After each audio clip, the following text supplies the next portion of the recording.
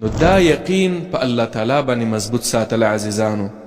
او دا کله کېږي دا چې کېږي د دې ډېر اسباب علماو بیان کړي چې ستا یقین به څنګه په الله مضبوطیږي په ټولو مسایلو کې چې مصیبت در باندې راشي فورا توجه د الله ته لاړه شي، ګناه ته نږدې کېږي فورا توجه د الله ته لاړه شي چې ما خپل رب ویني.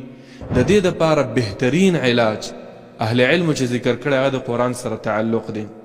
قرآن کې ټول داسې خبرې دي چې د الله معرفت، د الله وحدانیت، د الله بڑایی، د الله قدرت، د الله طاقت دا په بهترین انداز کې په قرآن کې بیان شوی. په آخرت باندې ایمان، هغه په مختلفو شکلونو باندې، د قصصو په شکل باندې په الله باندې یقین لرل، د اخبارو په شکل اخبار دا معنی چې الله په خپله تاته وایي چې آمنو بالله، په الله یقین پیدا کوي د الله په کتابونو باندې. نو د قرآن له ټیم ورکول عزیزانو. او نن سبا چې د مسلمانانو دا یقینونه کمزوري دي په الله تعالی باندې، د هغې غټه وجه ده